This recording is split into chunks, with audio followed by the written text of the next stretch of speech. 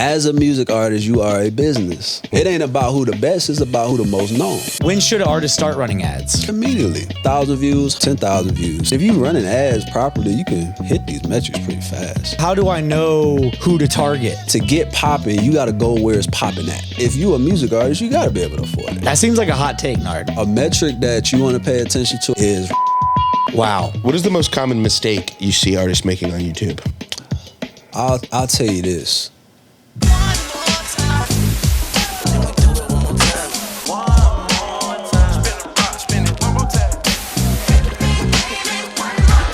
With almost 3 billion monthly active users, every artist should be figuring out how they can win on YouTube. Instagram and TikTok are great for building awareness, bringing people into our world, but the deepest connections between an artist and a fan are happening through longer form content that lives on YouTube. On today's episode, we sit down with Nard. He's the founder of WAMM Promotions, which is a digital marketing agency specializing in YouTube growth. If you watch this episode with Rampage Jackson on what types of content to make and how to use YouTube as a musician, and then you pair it with this episode with Nard talking about all things YouTube ads and growth, you're gonna be a beast when it comes to this platform. Even if you don't consider yourself a YouTuber, by the end of this episode, you're gonna have the confidence to dive headfirst into your next YouTube ads campaign. Let's get into it. Bro, let's take a moment of silence right now for my UNC Tar Heels. They're getting their ass beat by Duke. Yep, let's go ahead and do that. But hey, we got Nard on the podcast. WAMM Promotions extraordinaire. Wham! Appreciate you coming on, man. I think that this is a really important episode because we had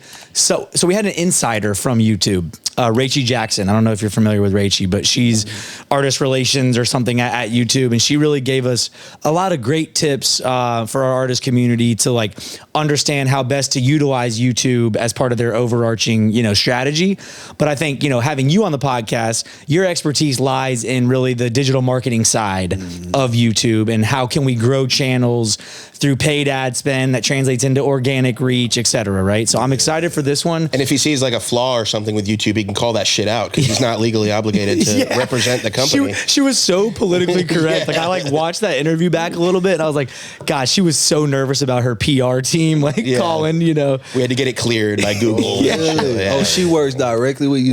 I ain't got to hold nothing back. Thank you. Let's go. And that's why we are excited about this one. So I know that WAMM Promotions, and you specialize in other digital marketing efforts, right? Like you do Spotify growth and, meta ads, I think, and maybe TikTok ads, et cetera. But really, I do want us to kind of focus on YouTube for this episode, just because I think that it's a little bit I think it's underserved as far as like all the digital marketing experts that are out there that serve the music space. Even though YouTube is such a big platform for artists, don't you feel like everyone talks more about like meta ads? Yeah. And I just think that like YouTube and kind of how to grow on YouTube is a little bit of a, it's not talked about enough in my mind, right? But how do you think YouTube and, Spotify growth and meta ads, like where does YouTube fit kind of just like high level in the overarching mix, do you think? YouTube is the second biggest search engine. Right. Behind Google. And it's owned by Google too. So that's that's it right there, right? Yeah. But as far as like a selfish reason, like the reason why I chose YouTube is because I started out as an artist and I was trying to figure out how to market my music videos. What was your rap name? It started out as Killer B. Killer B? Killer Nard. I kill a beat. Okay. And then I switched it to Nard Too Hard because if you Google Killer B, there's thousands. But if you Google Nard Too Hard, there's just me. We were just having a similar conversation about being able to be the first thing that pops up when someone searches. There's a One More Time podcast that's like Italian and they're huge. And I don't know somehow their name is One More Time, which is English. It's the only English thing about their whole fucking podcast. The whole podcast is in Italian. You got one more time. You guys, man. What the hell? Can you just be One More Time in Italian? Doesn't that make more sense? Yeah. So anyway, so you got into YouTube digital marketing because of your desire to like get more views on your. I'm gonna pop off on YouTube. I need people to see this. So it's like, as an artist, you only know what you see. So I see all my favorite artists got millions of views on YouTube, and you want to, do the same thing. So it's like, okay, how are they doing it? Okay, they got the money, they got the cars, they got the clothes, all right, they got the ice. All right, I'm gonna do all that. Boom. All right, nothing happened. So I'm like, damn, okay, well, they got millions of views. I looked up YouTube promotion on Google. On YouTube, that would have been funny too. And it say buy thousands of views, right? Buy millions of views. Shit, we start buying views. And these are bots. Bots. Yeah. We botting it up because I'm like, are they using bots? Like, I don't know how this is working. So we buy the bots. So this is like, what, 08, 09. Oh wow. So in our city that we was, that we started in, we looking like we them guys, but people started calling us out like, man, y'all using bots, y'all using fake views and all this stuff. So at this point, I'm like, man, it's something to it.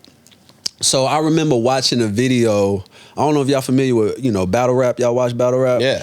So Loaded Lux, I remember him. Yeah. He had a video, and he was saying in the video, to get popping, you got to go where it's popping at. So I'm like, damn, okay. So I'm sitting in Florida. So I'm in the city, Crestview, Florida. It's like on the Panhandle. It's not popping. Not popping. Not popping at all. Bro. I just assumed based on the context of a story. It's not cool for you to say. Sorry, Crestview. Like, seriously, dude. He can say it. You fucking can't. I was asking. Nah, that's real. That's real deal. It ain't popping. Okay. But so first thing in my head, I'm like, all right, what's the closest place that I can travel to that's popping? Atlanta, Georgia. Mm-hmm. So we moved to Atlanta, Georgia, me and my partner. And this was my introduction into the other side of the music industry. So before I even got to the marketing side, I started to see the smoke and mirrors. So a lot of times, what you see ain't really what it is what I started to discover. Speak on it. So that's the first thing. So I'm talking about, you'll see an artist that look like he got it, but he ain't really got it. So I'm like, okay, that's part one. Part two, I seen the relationship side, but also I seen something to that. I was dealing with an artist. His name was Schoolie with the Toolie. Rest in peace. He had passed away, but he had relationships with Rocco, Rich Homie Quan, just like people that's popping. But then I looked at his position where he's at. So I'm like, okay, you can have all the relationships in the world, but if you don't have nothing going on for yourself, you're not really going to be able to leverage the relationship. So that was the second thing I seen. It's not Schoolie from Travis Porter, is it? Nah. Okay. Nah. Different Schoolie. Yeah, different Schoolie. So the third thing I seen was the business side of marketing. So this is when I started to look for a school. I was trying to go to like a music marketing school. I was trying to figure this thing out. But at the time, it did not exist. So I was like, all right, I'm going to just go to school for marketing. So that's kind of started my journey. So I only got into marketing because I was trying to blow my shit up. You know what I'm saying? So in the mix of that, we started to learn about, digital avenues. So I got into Google Ads. And I figured out, okay, Google Ads is how you promote music videos, YouTube, Google. So I remember running my first YouTube ads videos back in like 2012. So, I'm playing around, blowing money, spending $80 here, $100 here. And then it just started working. You know what I'm saying? So I'll say about a year in, it just started working. In the mix of this, we started a recording studio. So we have a recording studio, WAMM Studios. And I started to get deeper into the Google Ads platform. So I started to do marketing for the studio, and it started to blow. Like I'm talking about, this is how I started to meet music artists, because I had a recording studio in my house. It was in my kitchen. It started in Duluth, North Georgia. And, when I started, I was the engineer, and I was the, man answering the phone, everything. I'm running the ads, all that. So I'm building my clientele base. One of my partners from Fort Walton Beach, Florida, he went to school for engineering. He came to my house while he was at my house because he was trying to help me fix something on Pro Tools, because I wasn't a good engineer. I had an artist walk out on my session. Oh, shit. Because I was so horrible. Oh, no. So I'm like, bro, I need you to help me. As he's here helping me on Pro Tools, he's seeing my phone ring off the hook. He like, bro, what you got going on here? I'm like, bro, I don't know. I got the marketing going. He thought you were trapping. He thought something was going on. He thought something was going on. He was like, bro, are you the plug? Like, what's going on? But it was the marketing plug. It was just music artists trying to book studio time. Okay. So he was like, bro, we can team up. We can make this happen. So at the time, I'm like, man, I'm only charging like $25 an hour. Like, bro, I don't know how we gonna make this work. We gotta get them numbers up. Yeah. So I just, I put my faith in it, man, and we teamed up. Yeah. After we teamed up, things transformed. I'm talking about I get him through the door, he making them happy. I'm talking about master engineer. So 6 months later, we moved from my house, and then we got a building in Jonesboro. And that's where we at now. That's our headquarters. Okay. 150, 1,500 square feet unit. Got 2 recording studio rooms, photography, videography. That's the space. But through that platform is where I started to meet music artists. Yeah. So that's when I started to really do marketing. I wasn't really like pushing WAMM Promotions like that. Yeah. So I see an artist, they serious. I'm like, hey, bro, I do the marketing. You know what I'm saying? If you need marketing. So that's how I started to meet, independent artists. And then through that, I started to meet, artists that got names. My engineers, they had relationships with, other studios. They had relationships with bigger artists. So I was able to, do marketing for certain artists like Trouble, Lil Boosie. And then, things just started getting big. So, but yeah, it all started because I was trying to learn how to market my music. Yeah. This happened by mistake. It's such a genius we actually toyed around with getting a commercial recording studio space. That's the dream. Like I love your setup. Like it's all pretty inclusive. much what you want to do. It's still my dream. So maybe he'll convince me to say yes to you. We might have to go out as far as Jonesboro. Yeah, apparently. But but no, possible. So if I'm an artist, right, today, I haven't done anything by way of like YouTube ads and Google ads to drive my YouTube at all. Like, what's the first step? Like, what's the initial thing that I should be doing? So the first initial thing is just post, right? So with YouTube, you got to have content to do anything, right? So you want to be consistent, but it doesn't always have to be music videos, right? So how they should look at it is you have your product. Your song is the product. And the content is commercials that you're using to promote the product. So commercial 1 is a music video. Commercial 2, you got a visualizer. Commercial 3, you got a lyric video. So just get creative. And then YouTube Shorts, they got YouTube Shorts now, so you can be creative with that. What kind of YouTube Shorts are you seeing work for music artists? So clips from the music videos. Those are like the biggest thing. Number 2, just them doing some creative piece of content, kind of similar to TikTok. Like it is TikTok. It's the same. Like every platform, even Twitter is now about to be rolling out some short form video, like out, based, same kind of idea. That's what it's all about right now. Exactly. Yeah. So yeah, content like that.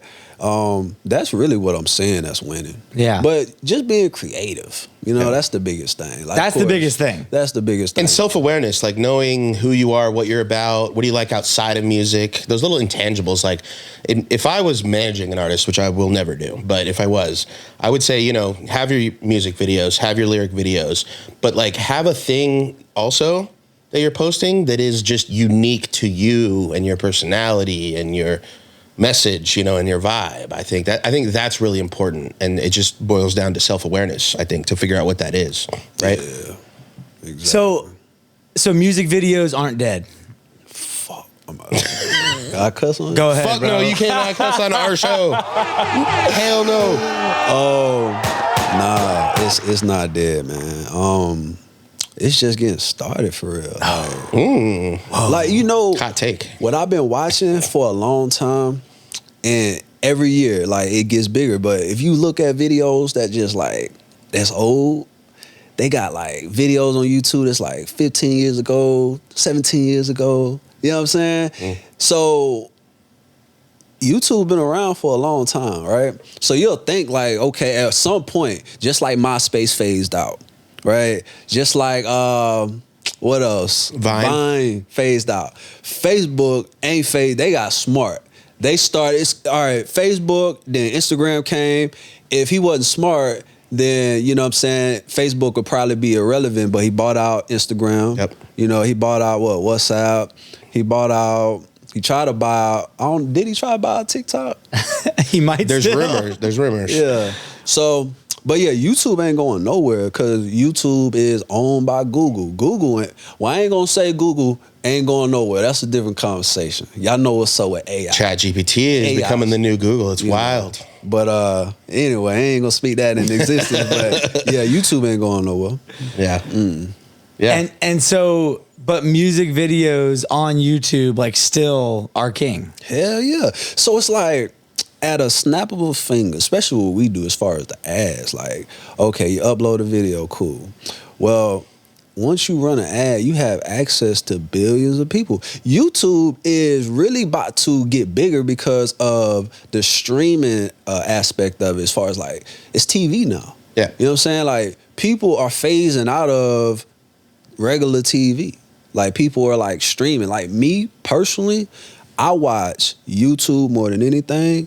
And then the second thing is I watch Netflix, but YouTube is my biggest source of TV. Yeah. Then I look at my kids, you know what I'm saying? Like, they watch YouTube. They don't even know what cable television is. Like, no, bro. Cable's dead.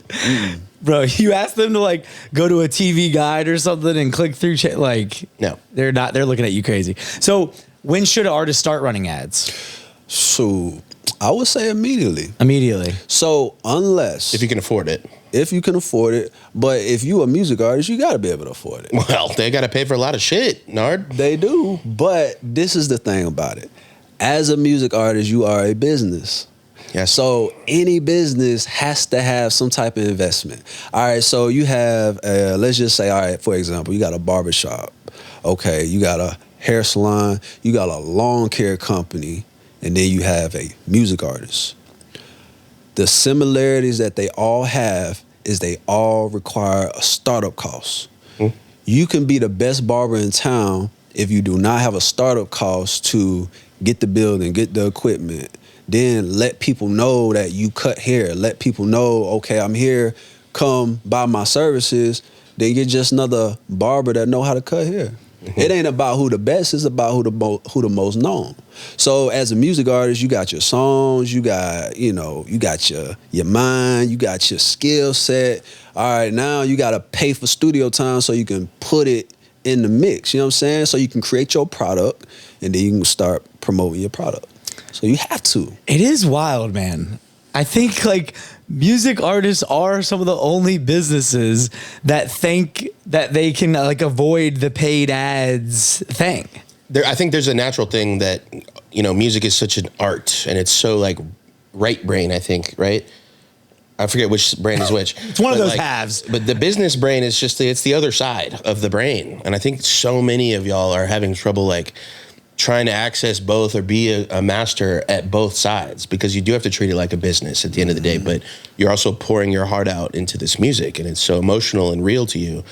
How do you then switch, right, and start treating it like a business after you've had that? Exactly. And so if I have a relatively newer channel, right, what types of ads should I be running on YouTube? You really want to run them all. So What are they? What are the types of ads? Yeah, so you got skippable ads, Which is let's just explain. Yeah, so I'm gonna break it all. Yeah, down. break it down, Nard, because it might be going right over our head. I got you. So you got a skippable ad, which is also called an in-stream ad. So that's an ad when you're watching a YouTube video. Before that video plays, you see an ad that plays in front of that video. Okay. So most of the time, you'll have about 3 seconds and then that skip option will pop up. So the good thing about that type of ad is you can get in front of the world, you know what I'm saying? And you're forced to kind of, get in front of someone, but they can't click away. I assume you need to make the first 3 seconds insanely impactful. You do. In that case. You do. Because they can just... Yeah, and I get to that as far as strategies on that. Yeah. I need it. The next one is an in-feed ad, which is a discovery ad. That can be shown either on the home feed or as you watch a video, it can be shown in the little watch section or the recommendation section. And with that, it looks like a thumbnail. Like as you're looking at videos, it's going to appear as an ad in between those videos. So the good thing about that is you're not forced to click on that. So if someone clicks on that ad, they clicked on it because they wanted to. So that's good for engagement. The bad thing, never a bad thing, but the only negative side is those ads cost more than the skippable ad. Probably because they work better. Yeah, because they work better, exactly. Yeah. So those are like your two main ones for music artists. And then you have a lot of different forms. Another one that I would recommend, depending on the budget, is a non-skippable ad. So the non-skippable ad is where you're forced to watch at least 15 seconds of an ad. So with that, the pro is you have to watch it. So you got 15 seconds to grab their attention. The disadvantage is it's so expensive. Very expensive. Like how expensive are we talking? Like, what kind of metrics have you seen for each of those three types? So we pay attention to cost per view. Okay. Yeah. So cost per view on a skippable, I'm gonna give you the differences. Yeah. Cost per view on a skippable, and I'm gonna give you like the cheapest it could be. Sure. I would say a tenth of a penny. So 0.001. Yeah. Discovery, we've seen them to be as cheap as 0.004, 0.006. Non-skippable, we done seen them to be like 10 cent, 20 cent, 30 cent, heavy. Damn. So 100 times more. 100 times more. So it's like, and then the other thing is the type, like you have to actually create ad for the non-skippable ad, because for these the skippable ad, the in-feed ad, you can actually use your music video as the ad. Okay. So all the numbers, the metrics that's coming in is going on the actual music video. Okay, the views are racking up. Yeah. Okay. So are you testing like a bunch of different parts of the video at first, and then? It depends on the type of campaign we're running, but majority of the time, we're just taking the music video and we're just creating it for campaigns. Starting at like 0 or? Starting at 0. So that's another Because some music videos have these long ass intros, man, and I don't know. I'm skipping it, man. Don't do that. Well, that's another You can't tell someone how to make their art, If you're a newer artist, you probably shouldn't do that. That's so depressing, though. Dude, it's so depressing, but Jesus Christ. Shorter intros are better, but like, make your art. Ben's going to be the guy that's going to tell you, dude, please don't make a long intro. I'm going to say make your art, and we'll figure it out. Can't there just be a make your art version that has a super engaging intro? No, then you're bastardizing the whole thing. You're literally telling me that the long, drawn-out one is not engaging. Is basically what you're saying. If you have to a listener that is going to sit there and experience the whole song as a real listener. Man. It's Believe tough. it or not, it's tough. Those forms do get views, they do get clicks. But if you had it organized and structured as an ad, or what I say is the YouTube version, the YouTube ads version, you'll get a better click-through rate, you'll get a better play-through rate. Maybe the album version has a long intro and the music video starts quicker. I don't know. Exactly. Because you only got a couple seconds to engage them. Got to grab them. You do want to make it, like this is what I recommend. As soon as the ad comes on, if it starts with the beat, like let the beat like hit as soon as the ad come on. Yeah. Like don't have a drawn out like storyline in the beginning, and It's beautiful sometimes though. It is. It's important to the story. It's not good for the ad, maybe, but it's not. It's terrible for the ad, dude. But it's the art, man. But if you just starting out, like you want to play the game the best you can. Just like if you taking songs to the radio, you gotta have a radio version. Right. Thank you. And those typically start with the drums come in at the beginning, like DJ versions. They're made for radio. They start quick. Exactly.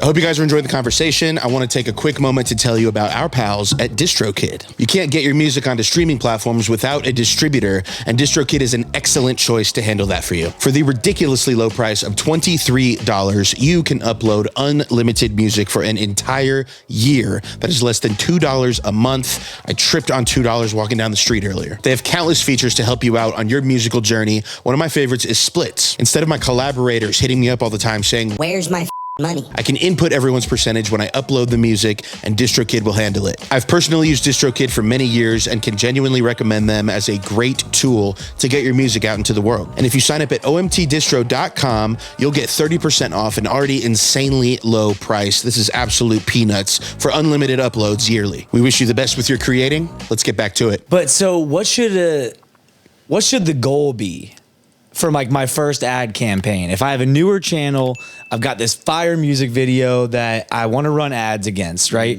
What should my goal be? Should it be subs? Should it be views? Like what should be like the target that I start out with? I would say milestones. Okay. You know, what do you mean by that? It's like, because it's never an end goal, you know? Yeah. So the end goal could be in their head, like, all right, I'm gonna hit 100,000 views or 1,000,000 views, but after that, you ain't gonna stop. You gotta keep going. Yeah. So that's really a milestone. So I would say, like, okay, set your first milestone as, let's say, 1,000 views.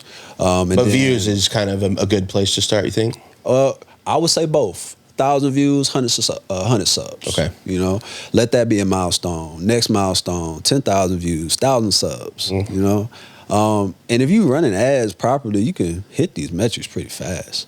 You know, of course, you know, it costs to run ads, but if you structure your ads to where your ads are performing at a high level, you know, it's starting properly to where as soon as the ads start, you know, the beat's going, or, you know, the vocals is going, you know, the visual of it is like, it's eye-catching, then, you know, you're going to be able to catch them real fast. So, but yeah, I would definitely recommend just setting milestones. Okay. So what kind of ads for the non-skippable are you seeing work for music artists? Because I think it sounds like the discovery in feed and then the skippable are basically just the music video typically, right? Yeah. What are you seeing work best for the non-skippable? Is it still just making an ad from the music video, or are you seeing different things work? So this is when we're actually testing different things. So for music videos, we're going to test things like the first part of the hook, first part of the verse. We may test like part of the verse going into the hook, part of the hook going into the verse, you know, just testing different things. And we're just looking at certain things like the click-through rate. We're looking at the play-through rate. So if the click-through rate is higher on one ad than the other, then that'd be our winner. And then with those, we're just creating call to actions to where they can click on the full video if they like what they see.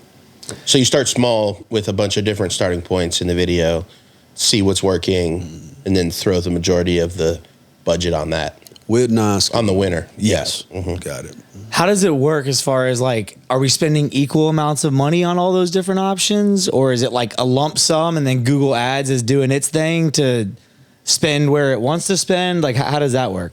So when we're creating a campaign, like you mean like creating a campaign from scratch? Sure. I mean, let's just say, you know, we have $100 to spend and we're doing the non-skippables, like testing out the hook, the verse, the second verse, the bridge, whatever, right? Are we spending $25 each on the 4 different options? Yep. Or is it like overarching 100 and then Google Ads is spending on whatever's working best? Or like, how does that work? Yeah, so that's how we'll do it. We'll break it down evenly. Like we're doing 4 campaigns for $100, 25, 25, 25. Because if you're creating different campaigns, then you got control over the budget. Now, if you're creating one campaign and inside that campaign you have 4 ads in there, then you're allowing Google to control the budget. So they're gonna send traffic to the ad that they feel like is performing the best, you know? So that's another way to do it. But at the same time, you know, do you truly trust Google in that way? Sometimes we don't. You know, like when we were running like ads on other platforms, like it's a perfect example.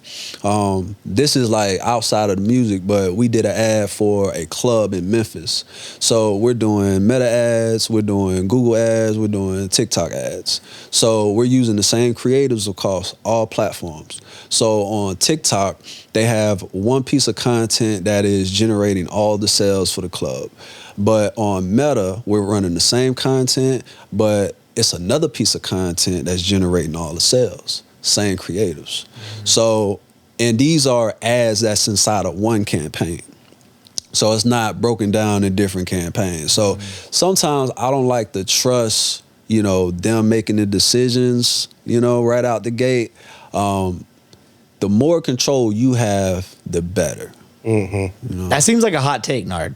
Because there are some gurus out that are like pitching the whole like AI audiences and letting Meta and Google do everything for you, right? But so you feel kind of strongly against that? Faith in his skills, man. I feel you. I'm just saying. I'm with that too. I think it's just different ways. Like, okay, TikTok. Yeah. We've really just got to the point where we've let TikTok like decide audience. Like, we trust TikTok with the audience. Meta, we've been getting to the point where we trust TikTok, Meta with the audience. Okay. But when it comes to different aspects as far as, okay, well, you know, you got this one campaign, and inside the campaign, we got 4 or 5 different ads. Sometimes, you know, like, they may, and then it's like, okay, let's say we have a small budget. Let's say the campaign is only getting a few hundred impressions. They're sending the traffic to this one ad because it's, you know, it's been performing good. What if it didn't give enough time for another ad to actually work? You know? Yeah, you got it. There's almost a minimum you should try it out for. Yeah. So if you can get more control, because it's like, all right, what if you test it? What if on one campaign, you got one campaign and you got 4 different ads and you let Meta do its thing, and then you create 4 different campaigns and all the creatives in its own campaign and let it, you know, run like that? What if, you know what I'm saying, the results is different? You know, like, so those are some things that we've done. But yeah, I would recommend that, you know, as time moves on, I don't mind, like, technology is getting crazy. I trust the AI algorithm, but it's just certain things, you know, especially with music. You know, like, music is subjective. Right. Music is culture. So sometimes, man, like, I don't trust AI when it comes to audience for artists. I don't. I don't. Wow. I don't. Damn. Okay, so get it. that's actually kind of a perfect segue. So if I'm, you know, starting a campaign, how do I know who to target? How should I, like, initially try and figure out the right target audience? So you got 2 ways to do it. So let's say one, you know, if you have like some data already, you can go inside your YouTube analytics and you can go into your channel analytics, not your video, but going into your channel analytics and then go on the audience. And then, like, if you on desktop, like somewhere on the bottom right side, it'll show you that the people that are watching your videos, it'll show you what videos that they're also watching. You know, huge gem. Yeah. Yeah. So that's the first way, if you got data. But let's say you don't have any data. So who knows your sound better than you, right? So every artist shares some type of audience with another artist. They hate admitting it, though. They hate admitting it. And it's like, I get it. I'm different. It's like, yeah, I don't sound like anybody. Yeah. I get that. Dude. But it's not that. I phrase it differently. I'm like, what artist do you feel like may have a similar audience as you? Yeah, that's a nicer way. They maybe can admit that. It's literally saying the exact fucking same I know, thing. but you got to be delicate with these artist types, man. You do. We're sensitive. Oh my God. You can't say, what artist do you sound like? Yeah. They ain't going for It's that. the phrasing. It's always the phrasing. They would literally stop the ad campaign, right? I'm not doing ads anymore. I don't sound like anybody. Fuck ads, bro. So here's the thing. Once they decide what artist has a similar audience as them, then what they can do is they can take those. I try to get at least like 3 to 5. You take those, you can get a YouTube tool. I use browser AI, but it's called a YouTube scraper. You can put those artists' names inside the scraper, and they can scrape all the YouTube video links off of YouTube. You can take those links and you can add them inside your campaign. Because here's the thing. Whenever you're creating a YouTube campaign, you have, especially a skippable ad, you can place your videos in front of any video, any YouTube channel. So you obviously would select the videos that people that are watching your video or watching these videos. Why wouldn't you put your ads on those videos, right? Exactly. You said browser AI? Browser AI. Is that like an extension or is it a software? No, it's a software. Is it free or is it you pay for it? It's, all right. Should we look into it? You know what I mean? So y'all definitely want to look into it. Okay. There's another one that I would prefer to use, but I got banned Oh, because Bro, Nard, you're wildin', bro. might need that story. so it's free to a degree. So all of these platforms, He passed the degree. I passed the degree. All of these platforms give you like a certain amount of credits for free. So they'll give you. Did you make 100 accounts or what? I made 100 accounts. Oh no! That's the first thing I thought of. Like, Holy shit! And then they I tried found to- you. Yeah, they blocked my IP and everything. Holy shit! Can you use a VPN or? I got one. I got like a rotating proxy. Like I go crazy with it. Y'all familiar with the rotating proxies? No, we probably should be. Go ahead. Yeah. I don't know if we should. I don't know. I mean, Yeah, it's legal. So a the rotating. way you just said it was legal sounded VPNs so are legal too, but Yeah. they're typically ways to get around things. Thanks. Yeah. Go ahead. Tell us about it, Nard. It's like a rotating proxy is like a VPN on steroids. Okay. Okay. So with a VPN, you can change your location at any given time, Yeah. but your IP stays the same. That's Yeah. right. With a rotating proxy, you can log into a browser or you can put it on your full computer and you can change your IP address shit. anytime, every time. You can. Then I have a device changer. So now, okay, my IP is different, but it still says I'm on a Mac. Well, I can change it to where I'm on an iOS iPhone. I can change it to where I'm on an Android. I'm on Linux. Surprised you don't know about this type of shit. Yeah. No, I mean, You're I thought- pretty sketchy online. I know dude. VPNs, but this is next level. Yeah. He's usually like the one telling me about all these like hacks and fucking.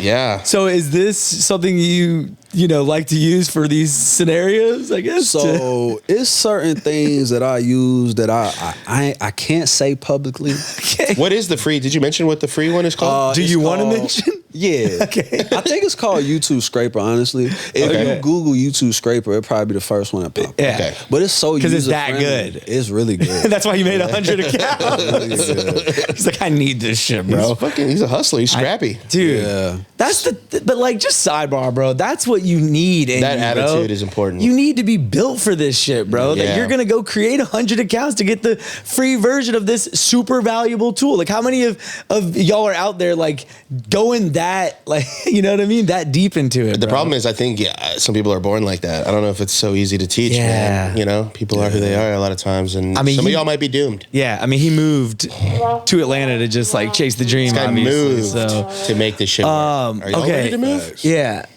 Oh my God. I don't think they are. So, okay, so obviously we're going back to the kind of targeting because I think this is super important. So, obviously, happy dad, we love you.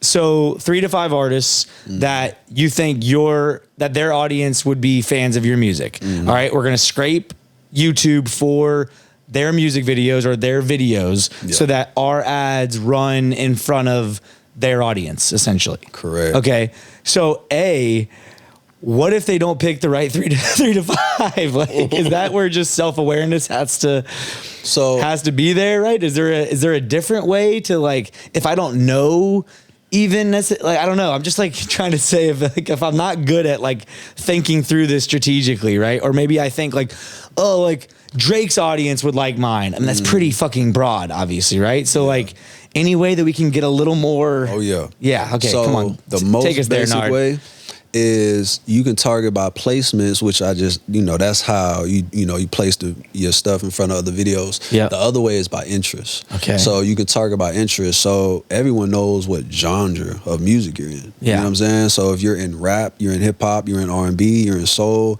you're a Christian artist, you're in rock, you're a pop artist, right? You know what genre you're in. Once you decide that, you can target by interest in the YouTube ad campaign, and you can select your genre. Okay. So you start there. So once you start there and start running ads, then you can go into your channel analytics and see who are they also watching while they're watching you. So now once you get that data, now you can start building up your placements, and the placements is the videos. Okay. So start kind of broad just by genre, but then ultimately it's going to work out that like if I am actually watching Drake and then I watched your video, then you'll know that Yeah. after the fact. Correct. Okay. Interesting. Okay. So then once we start to build up like an audience, what kind of mechanisms do we have in place for retargeting? So this is good. So when it comes to YouTube, this is like all around the board. 70 to 80% of people that are viewing the video aren't subscribed. So what you can do is you can create a retargeting campaign. The retargeting campaign, you can set it up to where you can only target people that has viewed your videos but haven't subscribed. Mm-hmm. This is for them. Yeah. So that's probably the best way because, you know, you got all these people that watched it but ain't subscribed. Well, if you watched it, that's kind of like a warm audience. You know? Are you tweaking the creative then, like the ad? Is there anything in particular that might, you know, specifically turn a viewer but a non-subscriber into a subscriber? So I would say this. Most of the time we're sending traffic from, you know, with the music video, right? So I would say do another campaign with another music video because let's say they viewed it but they didn't subscribe. So is it something about that music video that they ain't really like? You know, maybe, okay, and this is me. Like, I always use myself as an example because I'm a music head.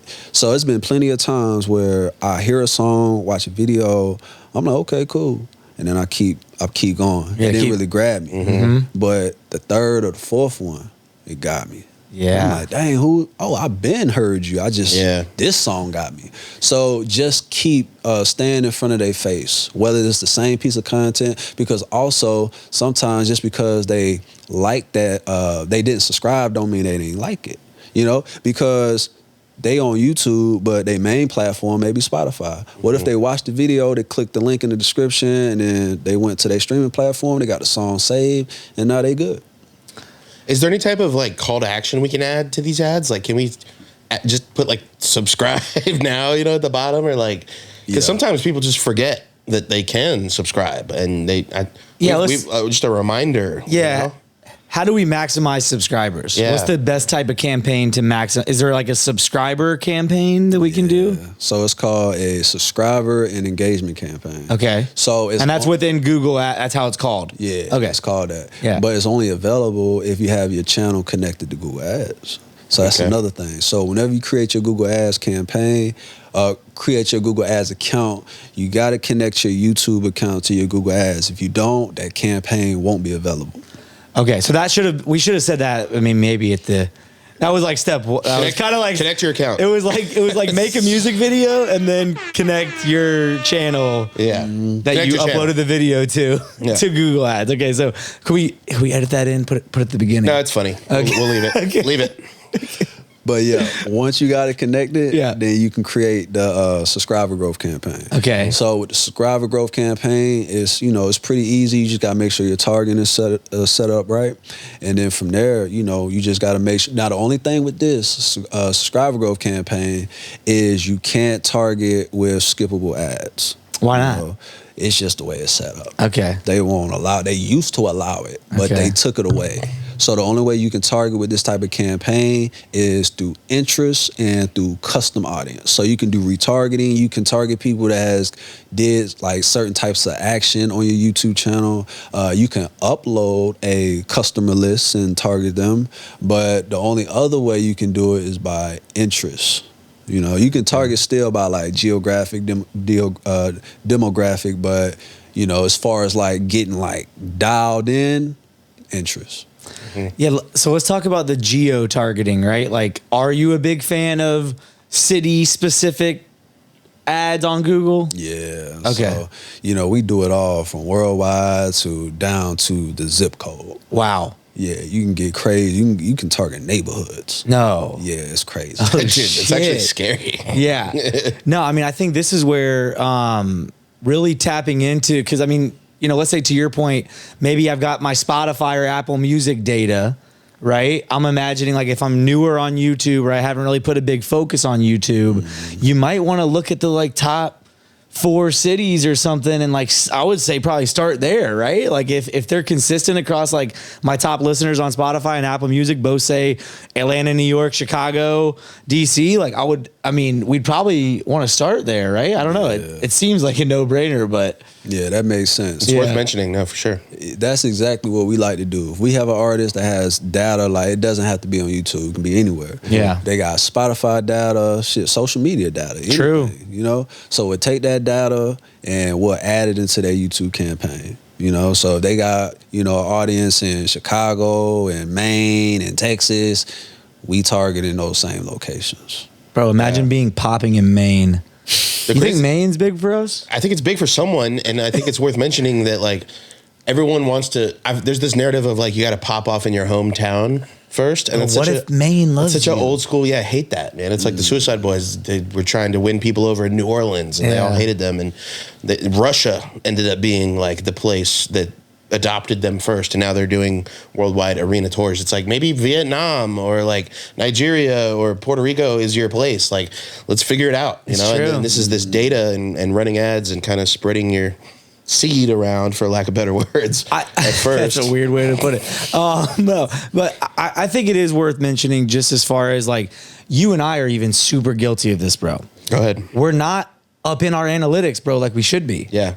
And like, this is an honest moment. We'll be like, yeah, we're going to have an analytics day. We'll just spend the whole day on analytics. And then it never happens. That's the day happens. It's never happened once. We like barely, we don't do it enough at all, man. Can we schedule analytics day for all right. What you got free next week? No, but I think like, guys, look at your data. Like go into every platform that you're on today, because they all have got it. Instagram, TikTok, YouTube, Spotify, Apple Music. Like, please, like pause the episode right now. This is like serious. I'm just seriously do this. Don't close the window. Yeah, don't close it. Don't be bad. And subscribe to us. Subscribe right now. Drop a comment and a like. Thank you. We love you guys. But no, really, like go check out your data, because I do think that it can help you make such better decisions. Because like if you like, we get it, money's tight, like you can't just be, you shouldn't necessarily just be throwing money out there, right, to like figure out what cities are popping for you if you already have the data at your fingertips, right? Like if you know that you're big in Atlanta across all of the platforms that you're on today, like if you're gonna start spending money on YouTube ads, like let's be smart about it. Let's maybe start in Atlanta, because we know that we're kind of already getting a little bit of traction there. So please take this as a time to go check out your analytics and start seeing if there's any like common threads, because if you go spend money with anyone who's gonna help you or do it yourself, right? Like you're gonna want to spend in those places. Facts. So yeah, that's huge. But on the subscriber growth side of things, like do subscribers matter? Hey, sorry to butt in, but you're an independent artist, right? You have great music that you want the world to hear, right? You know that organic social media posting is the best free way to get exposure and market your music, right? Most artists understand this, but they get paralyzed because they don't know what types of videos to make. What do I post? Luckily for you, the One More Time podcast has gathered a list of 100 viral content ideas specifically for musicians that we're giving to you for absolutely free. We've seen these formats crush time and time again. They really work. Take these ideas, insert your personality, your music, and watch the views start rolling in. All you got to do is go to 100viralcontentideas.com and you can have the entire collection in your inbox in minutes. So sorry for the interruption. Please forgive me. Let's get right back into it. They do. Because it's like based on data, let's say, all right, you get like, let's say 1,000 views. Based on data, anywhere from like 40 to 60% of those views are gonna come from subscribers. But the other views is gonna come from non-subscribers. That's when you just like dropping regular content, you know what I'm saying? So, subscribers is important, So you wanna grow your subscriber base. I mean, if you notice, the channels that have the most subscribers are the ones that's really getting a lot of traction. You know what I'm saying? Yeah. Does it also help with like, how does all of this, because I think, we've obviously been focusing on the paid side. How does all of this play into organic? Yeah, Lily, let's talk about, because I do think that we had someone on to talk about meta ads, and we've had people on, or, we're about to have someone on to talk about like, meta ads to drive Spotify streams, etc. It's not always going to be like a direct ROI that like I spent $1 on YouTube ads and I made $1 from YouTube or I'd something, say right? never. I'd say it's probably never going to be that way, right? Yeah. But In the long run. Yeah, exactly. In the long run, if it can translate to like organic type of stuff, it could pay off. So like, how can we tell, like, you know what I mean? Like, what kind of like data do we have maybe to evaluate what kind of organic stuff is happening as a result of the paid? Like, what's the, like, I guess the connection between the two? So 2 things. So the biggest thing to understand is paid ads don't work without organic. You know what I'm saying? Like, it just don't work. Organic meaning you gotta upload content. Like, right, that's like when you upload content on YouTube, when you upload long form, short form, you know, when you upload your YouTube shorts, like that's considered organic. You uploaded it, you know, you may send it out to your friends and families, you may send like a text blast, email blast, that's considered organic, right? But after that, that's gonna only go so far, but it's important, you know, because once you run ads to a video, if someone really like what they see, you know what I'm saying, like what they hear, they're gonna click on the ad, go to the channel. If you ain't really got no organic content on the channel, then what are you bringing them to? You know? So people that really like, you know, that content on YouTube, they're gonna like go through your channel. They're gonna go through, you know, like binge watch. You know what I'm saying? So if they don't have nothing to binge watch, then you know, you lost your opportunity to really convert that person. So it's important. A metric that you want to pay attention to, I think this metric is probably overlooked, is returning viewers. So that's very important. So it's easy to get new viewers. That's easy, right? Whether you running ads or organic, like new viewers, you get it. But you want to pay attention to the returning viewers. So YouTube shows you in your analytics, it shows you 2 bars if you're in the right section. I'm not sure exactly where it's at. I think it's in the content section or the audience section, but it shows you 2 lines. First line is your new viewers, and as you hover over that line, the other line shows you the returning viewers. So, you know, we like to see anywhere from like 20 to 30% of a returning viewership rate. So as long as you got that, you're in a good, your channel is healthy, you know, because the new viewership is cool, but the returning viewers, that tells you a lot. So I imagine no one's popping until they have people coming back and back and back. So this is great stuff, Nard, for sure. So like what can we do if our returning viewer percentage is low? Get better. Better content. Better content. Because if they're not returning, because it's like, it's easy to get people there, right? Or let's say you're running ad to like a product, you know, like you trying to sell a soap or a drink. Like, okay, you got them there, but they actually tried the product and they didn't buy no more. What does that mean? Fix the product. Fix the product. Yeah. So yeah, I'm scared to look at this for us, bro. I'm scared. Dude. It's just to rip the Band-Aid. I'm scared. Can we wait till Nard leaves to look at this? Yeah. Well, I mean, we could use his help probably. I know, but it's kind of nerve wracking. What if it's like 2% or something? Yeah.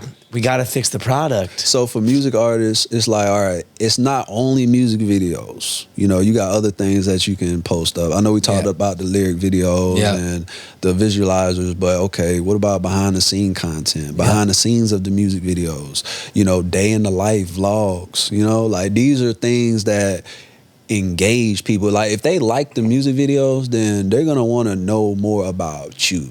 They want to get past the mystique. You know what I'm saying? So those type of content is really good for music artists to post. You know, that keeps people engaged, that increases your average view duration, and then overall, your organic reach. Yeah. Damn. I'm seriously a little nervous, bro. We got homework. Bro, all of y'all go check out the returning viewer data and hopefully yours is in that 20 to 30% minimum because, oh my God. Okay. All right. So if we had $1,000 to spend on a campaign, right? And I'm a newer emerging artist, how should we spend it? All right. So $1,000. Yeah. You want to split it up. All right. So we do 400, 400, 200. Okay. Okay. So with the 400, we're going to run worldwide. And then we're going to run US base. Okay. So with the first 400, we're going to have it split up. So 400, all right, Keep up. Yep. All right. So in the 400, we're going to break it down 200, 200. Okay. So the first 200 is going to be worldwide campaign, but then we're going to do an interest-based campaign. So we're just going to target based on genre. Then the other 200, we're going to do an interest-based campaign, but we're going to target the United States. So that's 400. And this is off a 30-day campaign. Okay. All right. So the other 400. Yep. So we're going to do a similar campaign. We're going to do worldwide for $200. Yep. And then we're going to do US for $200. But these are going to be placement campaigns. Okay. So with the placement campaigns, you need some type of data. You need to understand, your audience. All right. So you need to know, okay, what artist has a similar audience as me? Yep. Like if you don't know, just play around, just figure it out. Just choose some artists. Ask 5 people that you trust. Ask 5 people. And then here's another thing. This is another thing. You can actually Google a similar audience finder on Google. There's tools that kind of help you. What they'll do is you throw your Spotify link inside of the software and it'll generate similar audiences. Oh. So that's a method. Yeah. So, all right. So you got that. So we're doing worldwide. We're doing US. So that's $800. Okay. The other $200, we're going to create subscriber growth campaigns. So $100 is going to go to a worldwide campaign, and then the other one is going to go to a US campaign. And then we're going to do interest-based targeting with these subscriber growth campaigns. So I would start there. Now, here's another thing. Whenever you're doing these campaigns, when you do the worldwide campaign, you want to go into the location section and throw every location in the location area. All right. What you don't want to do is, let's say you're just targeting worldwide. That means you don't select the location. You're just doing worldwide. The problem is all your views is probably going to come out of a country like India, or Iraq. Yeah. Which is fine. There's music heads there, right? But you're not able to control the locations that way. Yeah. That way, if you throw all the locations inside of there, you're still doing worldwide. But if you notice all your views start coming from India, just remove that location, Or you can put a bid adjustment in there to where, okay, I want to put like a negative 90% bid adjustment on that location. That means that you're paying less for that view. Yeah. So if it's going to come there. And then for the US campaign, make sure you just don't, because in the location, you can choose US, you can choose US and Canada, you can choose worldwide. Don't just choose US, put all the states in there. Because you want to be able to control, because on the Google Ads interface, you're able to see what states the views are coming from. The state versus, data. Yeah, versus just US. Yeah. That's huge. That is big. That's a tricky one. Yeah. Mm-hmm. Now, you're going to see this data on your YouTube analytics, of course, but you want to be able to control it on the Google Ads interface. Right. So that's why it's important. But that's how I would spend $1,000. And then, let's just say if you had a little bit more, I'll throw in a retargeting campaign inside of there. Maybe like $100, $200 into a retargeting campaign, because you're going to get people that's viewing the channel, right? Mm-hmm. But then you can, as soon as they view you can automatically throw them into like a middle funnel. So now, okay, you viewed it, but you haven't subscribed. I'm going to retarget you until you subscribe. You know? So what type of ads are we running? Because you mentioned the different types. Oh, yeah. Right. So with the $800, we're going to do skippable and discovery ads. Okay. So is an ad type, is actually about to be introduced. It's called demand gen. So they're about to go away with you having the option to kind of select your ad types. Demand gen is going to have them all, right? So it's going to have skippable, it's going to have discovery, and then it's going to have YouTube shorts. So demand gen, will be the ad type that you run for the $800 one. Okay. When you do the subscriber growth campaign, you actually can't choose your ad type. They choose it for you. Okay. But they're doing a mixture of the demand gen as well. Yeah. And this is all against the music video, you would say? All against the music video. Okay. With $1,000 budget, I wouldn't even mess around with a non-skippable ad. Yeah, nah. Yeah, I would just do the music video. Especially we're an emerging artist, haven't done this a lot. That's what we're gonna do. Yeah. Interesting. Is there any type of music video that you There's high budget music videos. There's very DIY. There's creative. There's traditional, just in front of a, in a studio space. Is there anything like that you've seen work really well? So in a music video? I'll tell you this. The simple wins every time, you know? Like, perfect example is Lil Russell, my bad. Lil Russell, his videos are like, simple. Sometimes they one shot, but they clean, they high quality, and they killer. Yeah.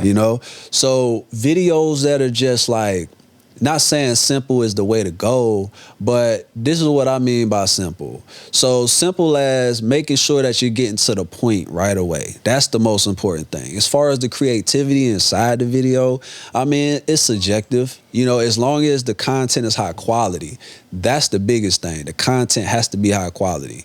There's a huge difference between running ads on Meta and running ads on YouTube. You can shoot an ad with your phone on Meta, but on YouTube, there's no phone ads that's gonna work as good as high quality content.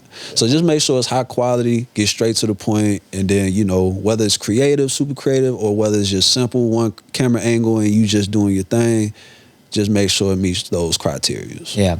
All right, so you mentioned kind of like top of funnel, middle of funnel. Like, can you explain what a marketing funnel is? Because I feel like it even was kind of newer to me as of recently, and I feel like a lot of our audience might not really know what you even mean by that. Yeah. What is a funnel, and like, what's an example of a good musician, like artist funnel? Got you.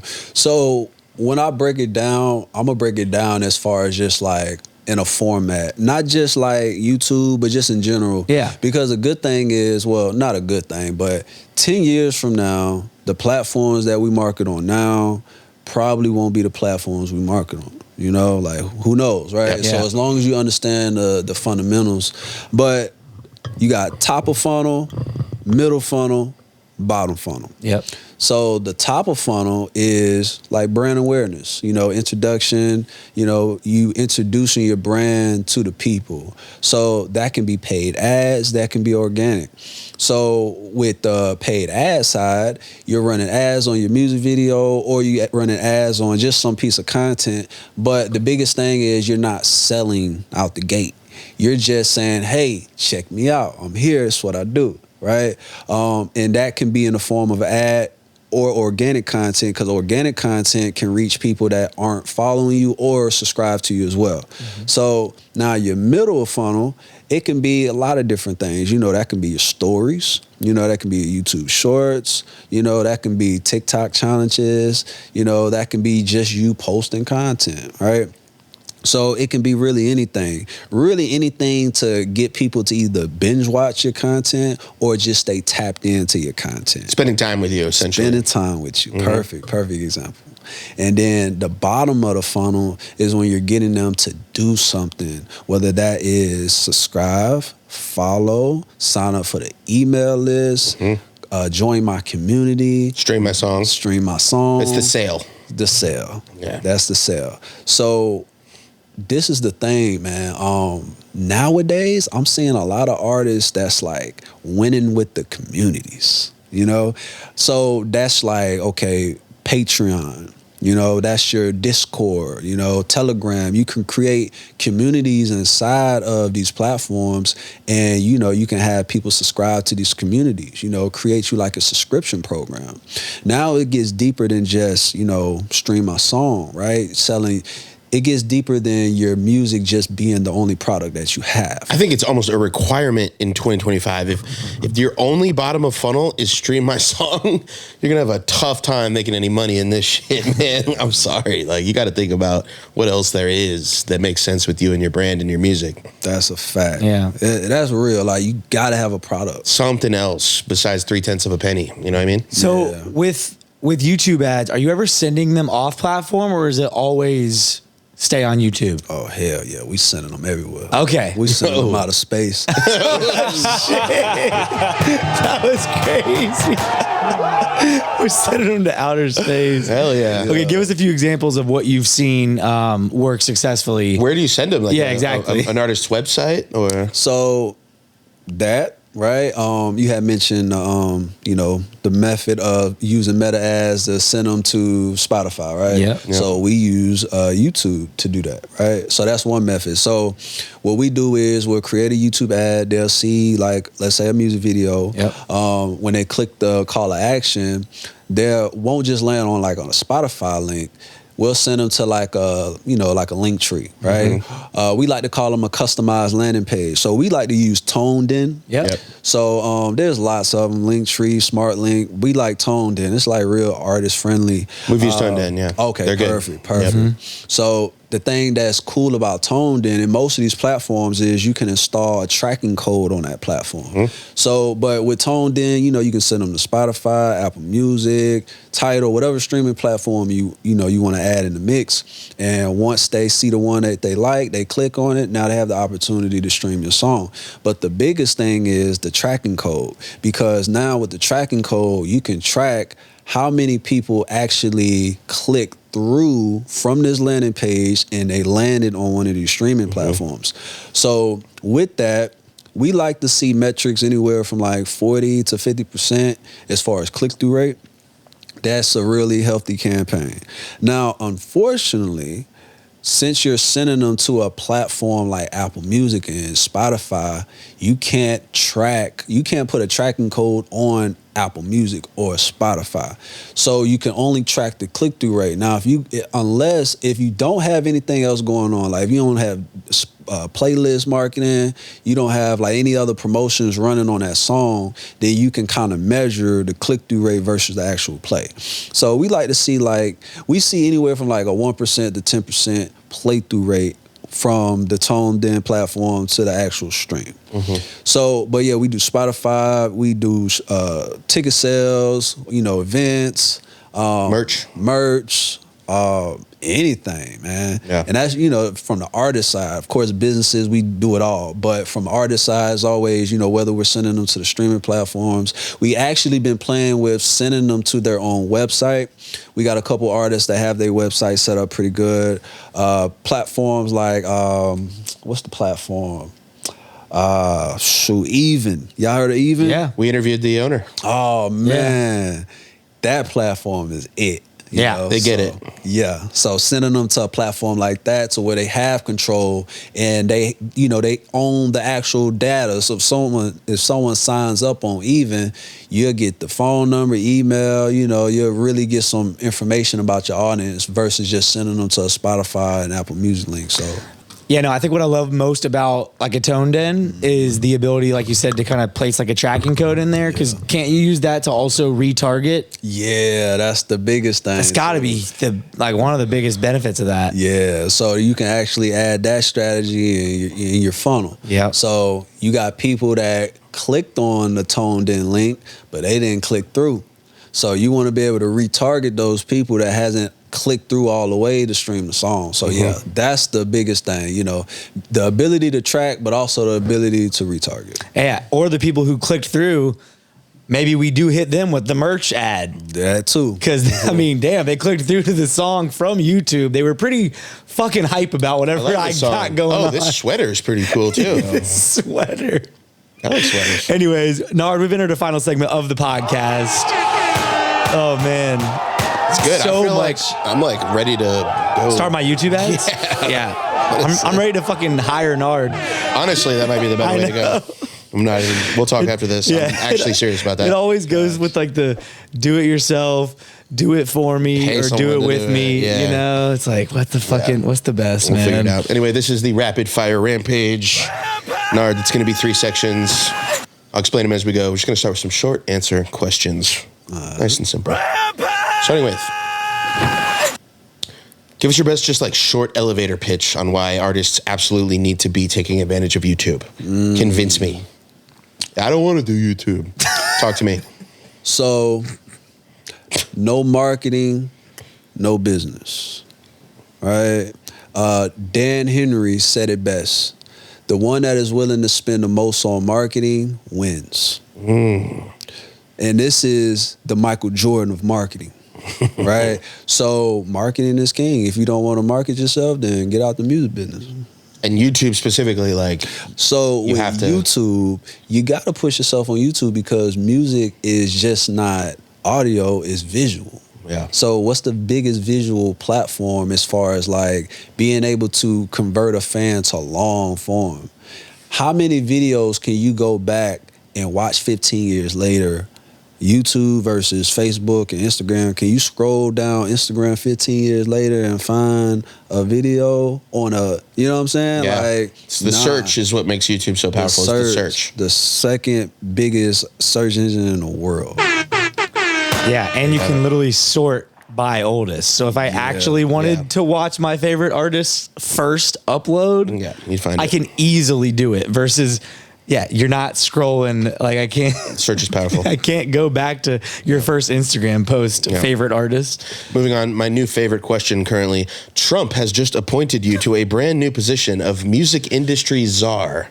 What is your first order of business? First order of business.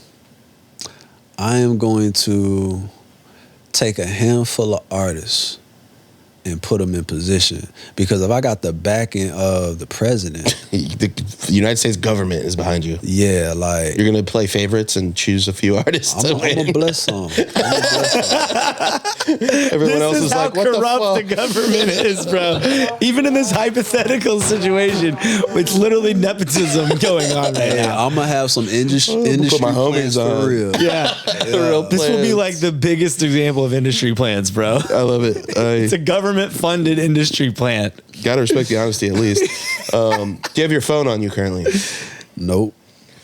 As a good guest should not. Yeah, kind of. Okay, moving on. Move along, Henry. Good try. What emoji best represents you and why? The cold face. The blue cold face. Ooh, he's just Cold heart, yeah. Ice Cold-blooded. cold. ice cold. Not Killer. cold-blooded, but just Okay. I'm fucking cold. He's nice. He's nice. Yeah. Okay, moving on. I like that one. What is the most common mistake you see artists making on YouTube? Where are they fucking up? Actually, no, that is the best word. Not promoting themselves. You know, that's the biggest thing. They'll spend thousands of dollars on the music videos. They'll spend all the money on the cars, the clothes, the ice, but they upload that music video to YouTube and they pray for a miracle. They just hope something's gonna happen and it don't happen. They send it to their friends, their family. They might email a couple people. They might DM a couple people, and then that's it. That's it. And it's not enough, guys. Bro, It's not enough. this should be put into, speaking of music industry czar, this should be put into law. If you have a budget for a music video, you should literally cut it in half, only spend half of it on the actual fucking video, and the other half should be on marketing. I'm stamping that into law right now. I'm not mad at you for that. Are you on board? Will you here. sign the petition? I rarely am agreeing with you. Okay, God, we know it's a good idea if both of us agree on it. That's when how you it's guys know. Yeah, trust me. Yeah. Some of our best ideas have finally been when me and Henry have been like, bet, let's do that. That's actually the one somehow. Nard, you must choose one song to play every time you enter a room. Damn. You know Got to be what? some cold shit. What's that song? Like maybe Rick Ross Hustlin'. Or, You know, it's cold. a song. it's cold. That Soulja Boy song with Drake. We made it. We made it. Yeah, we made it. Yeah, We made it featuring Soulja Boy. That's It's a it. Drake song called "We Made It" featuring Soulja Boy. Oh my God, from 2013. Inspirational. Only on SoundCloud and YouTube, perhaps. Fire. He would pick a YouTube only. You know what I mean? That actually checks out. Fucking YouTube guy. Okay, last one with the short answer. What is your favorite curse word? Hell. Hell, no one has said hell. That was good. That's great. We raising hell. Yeah, hell raising raising. hell. Yeah, hell yeah. You got lots of hell. Anyway, hell no. Moving on, the next section is the this or that. Nard, I'm going to just give you two choices, and you got to pick one. Very simple. Starting with drums or melodies? Melodies. Drums or flats? Drums. Titles or thumbnails? Title. Discover new artists or binge your favorites? Can I say both? Nope. Binge. Lyric video or vlog? Lyric. AI generated insights or human creativity? Human. Ranch or blue cheese? Blue Ranch. What?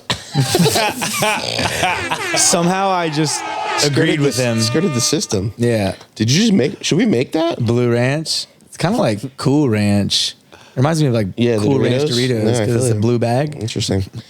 Paid YouTube ads or YouTube influencer campaign? Oh, we didn't even touch. Oh my I God. know.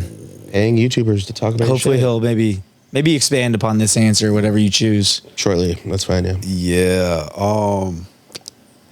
Wow, I like that topic. So paid, I'm gonna say paid. Yeah.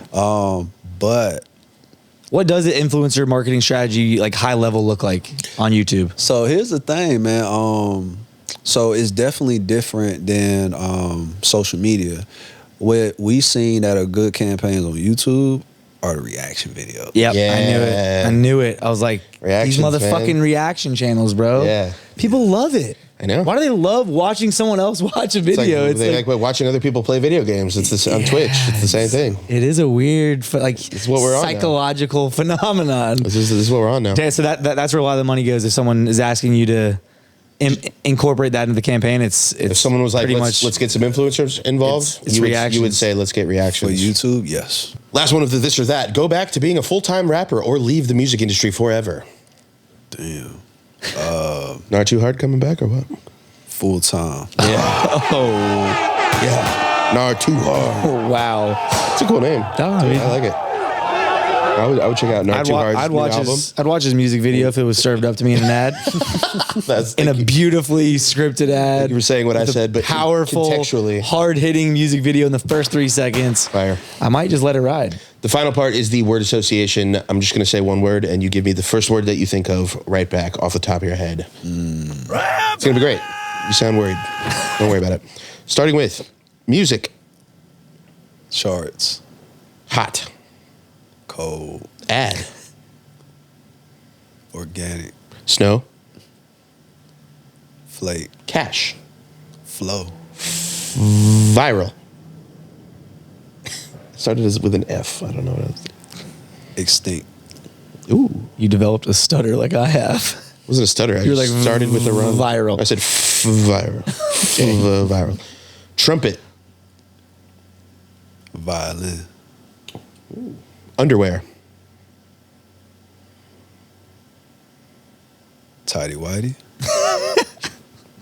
Hearing a grown man call it tidy whities is top notch. AI. Generated. Dolphin. Well. Cryptocurrency. $1 million. Podcast. Takeover. Lil. Yachty. Wham. Bam. Wham bam, baby. Bam, baby. There's your episode. God damn it. Man. Let's go. This has been WAMM Promotions, Nard Too Hard, the YouTube ads guru. Appreciate you coming on, man. I think this was like super helpful for me and us at the podcast. So I'm hoping that the artists got just as much value as we did. Like, comment, subscribe, do all that fun shit. Until next time, Henry, what are we doing? Getting out of here. Peace.